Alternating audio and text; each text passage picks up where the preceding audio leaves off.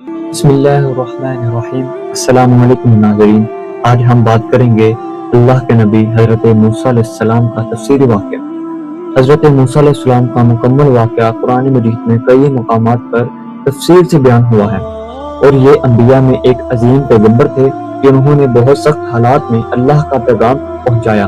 مصر میں ایک بہت ظالم بادشاہ فرعون حکومت کرتا تھا، جو بنی اسرائیل کو غلام بنا کر رکھتا تھا اور ان پر ظلم کرتا تھا۔ جب اسے معلوم ہوا کہ بنی اسرائیل میں ایک لڑکا پیدا ہوا تھا تو اس کی حکومت کے خاتمے کا سبب بنے گا، تو اس نے حکم دیا کہ تمام مزاحدہ لڑکیوں کو قتل کر دیا جائے۔ اسی زمانے میں حضرت موسیٰ علیہ السلام پیدا ہوئے۔ اللہ تعالیٰ نے ان کی والدہ کے دل میں ڈالا کہ وہ اپنے بچے کو ایک صندوق میں رکھ کر دریا میں ڈال دے، اور ڈرنے کی ضرورت نہیں، اللہ اسے محفوظ رکھے گا۔ وہ صندوق بہتا ہوا فرعون کے محل تک پہنچ گیا، جہاں اس کی بیوی آسیہ بنت مزاحم نے بچے کو دیکھا اور اس سے محبت کرنے لگی۔ اس نے فرعون سے کہا کہ اسے قتل نہ کیا جائے بلکہ اسے اپنا بیٹا بنا لیا جائے۔ یوں حضرت موسیٰ علیہ السلام فرعون کے محل میں پرورش پانے لگے۔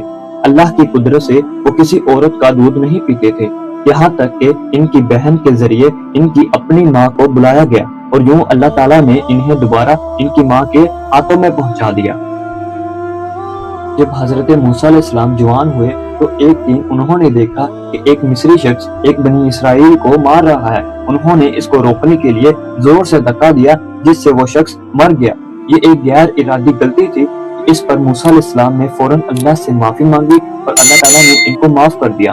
کچھ ہی وقت بعد یہ خبر فرعون تک پہنچ گئی۔ اس پر موسیٰ علیہ السلام کو قتل کرنے کا فیصلہ کیا۔ ایک نیک شخص نے حضرت موسیٰ علیہ السلام کو خبردار کیا، اور حضرت موسیٰ علیہ السلام مصر چھوڑ کر مدین کی طرف روانہ ہو گئے۔ مدین پہنچ کر انہوں نے ایک کنویں پر دو لڑکیوں کو دیکھا جو اپنے جانوروں کو پانی نہیں پلا پا رہی تھی۔ موسیٰ علیہ السلام نے ان کی مدد کی۔ وہ لڑکیاں اپنے والد کے پاس گئیں جو کہ حضرت شعیب علیہ السلام تھے۔ انہوں نے موسیٰ علیہ السلام کو بلایا اور ان کے دیانتداری اور اچھے اخلاق کو دیکھا، اور اپنی ایک بیٹی کا نکاح ان سے کر دیا، اور شرط رکھی کہ وہ کچھ سال ان کے ساتھ رہیں گے۔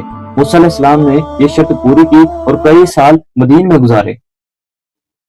پھر جب وہ اپنی بیوی کے ساتھ واپس مصر کی طرف جا رہے تھے تو راستے میں طور پہاڑ پر انہوں نے آگ دیکھی۔ جب وہاں پہنچے تو اللہ تعالیٰ نے ان سے کلام کیا اور انہیں نبوت عطا فرمائی۔ انہیں حکم دیا کہ وہ فرعون کے پاس جائیں اور اسے اللہ کی طرف بلائیں۔ اللہ تعالیٰ نے انہیں دو بڑے معجزے عطا کیے، ایک ان کا عصا جو سانپ بن جاتا تھا اور دوسرا ان کا ہاتھ جو روشن ہو جاتا تھا۔ موسیٰ علیہ السلام نے دعا کی کہ ان کے بھائی حضرت ہارون علیہ السلام کو بھی ان کے ساتھ مدد کے لیے بھیج دیا جائے۔ اللہ تعالیٰ نے ان کی دعا قبول کر لی۔ موسیٰ علیہ السلام اور ہارون علیہ السلام فرعون کے دربار میں گئے اور اسے اللہ کی وحدانیت کی دعوت دی، مگر فرعون نے تکبر کیا اور انکار کر دیا۔ اس نے اپنے جادوگروں کو بلایا تاکہ وہ موسیٰ علیہ السلام کا مقابلہ کریں۔ جب مقابلہ ہوا تو جادوگروں نے اپنے جادو سے لوگوں کو متاثر کیا، مگر جب موسیٰ علیہ السلام نے اپنا عصا پھینکا تو وہ ایک حقیقی بڑا سانپ بن گیا اور جادوگروں کے تمام کرتب کو نگل گیا۔ یہ دیکھ کر جادوگر فوراً ایمان لے آئے، لیکن فرعون نے انہیں سخت سزائیں دیں۔ اس کے بعد اللہ تعالیٰ نے فرعون اور اس کے قوم پر مختلف قسم کے عذاب نازل کیے، جیسے طوفان، ٹڈیاں، جوئیں، مینڈک اور پانی کا خون میں بدل جانا۔ ہر بار وہ وعدہ کرتے کہ ایمان لے آئیں گے، مگر عذاب ہٹتے ہی پھر سے انکار کر دیتے۔ آخر کار اللہ تعالیٰ نے موسیٰ علیہ السلام کو حکم دیا کہ وہ بنی اسرائیل کو لے کر راتوں رات مصر سے نکل جائیں۔ جب فرعون کو خبر ہوئی تو وہ اپنے لشکر لے کر موسیٰ علیہ السلام کے پیچھے نکلا، یہاں تک کہ وہ بحر احمر تک پہنچ گئے، سامنے سمندر اور پیچھے فرعون۔ اس موقع پر موسیٰ علیہ السلام نے اللہ پر پورا بھروسہ کیا۔ اللہ تعالیٰ کے حکم سے انہوں نے اپنا عصا سمندر پر مارا تو سمندر دو حصوں میں تقسیم ہو گیا اور درمیان میں خشک رستہ بن گیا۔ موسیٰ علیہ السلام اور اس کی قوم پار ہو گئی، اور جب فرعون اور اس کا لشکر راستے میں داخل ہوا تو پانی واپس آ گیا اور وہ سب ڈوب گئے۔ اس کے بعد بنی اسرائیل صحرا میں پہنچے، جہاں انہیں کئی مشکلات کا سامنا ہوا، مگر اللہ تعالیٰ نے ان پر خاص کرم کیا۔ ان کے لیے آسمان سے من و سلوہ نازل کیا اور بادلوں کا سایہ دیا۔ جب پانی کی کمی ہوئی تو موسیٰ علیہ السلام نے اللہ کے حکم سے پتھر پر اپنا عصا مارا اور اس میں سے 12 چشمے نکل آئے تاکہ ہر قبلہ اپنے اپنے چشمے سے پانی لے سکے۔ اس کے باوجود بنی اسرائیل بار بار ناشکری اور نافرمانی کرتے رہے۔ پھر موسیٰ علیہ السلام کوہ طور پر گئے جہاں اللہ تعالیٰ نے انہیں تورات عطا فرمائی اور 40 راتوں تک وہاں ٹھہرنے کا حکم دیا۔ ان کی غیر موجودگی میں ایک شخص سامری نے لوگوں کو گمراہ کیا اور سونے کا بچڑا بنا کر اس کی عبادت شروع کروا دی۔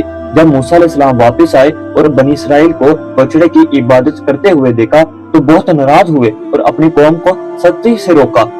وہ حضرت ہارون علیہ السلام نے وضاحت دی کہ انہوں نے روکنے کی بہت کوشش کی مگر لوگ نہیں مانے۔ آخرکار موسیٰ علیہ السلام نے اپنی قوم کو توبہ کروائی۔ ایک اور اہم واقعہ حضرت موسیٰ علیہ السلام اور حضرت خضر علیہ السلام کا ہے۔ موسیٰ علیہ السلام نے ان سے علم حاصل کرنے کے لیے سفر کیا۔ اس دوران خضر علیہ السلام نے کشتی کو نقصان پہنچایا، ایک لڑکے کو قتل کیا اور ایک دیوار کو ٹھیک کیا۔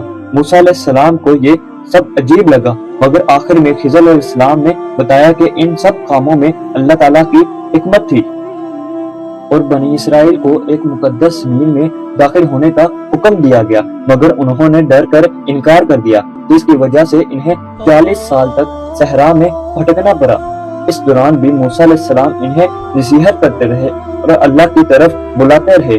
حضرت موسیٰ علیہ السلام نے اپنی پوری زندگی حق کی دعوت، صبر اور اللہ پر بھروسہ کی مثال قائم کی اور آخرکار انہوں نے دنیا سے رخصت ہو کر ایک عظیم پیغام چھوڑا کہ سچائی اور ایمان ہمیشہ کامیاب ہوتے ہیں، چاہے حالات کتنے ہی مشکل کیوں نہ ہو۔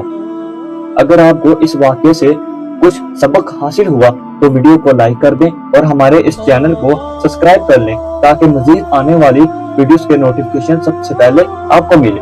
جزاکم اللہ خیر۔ السلام علیکم۔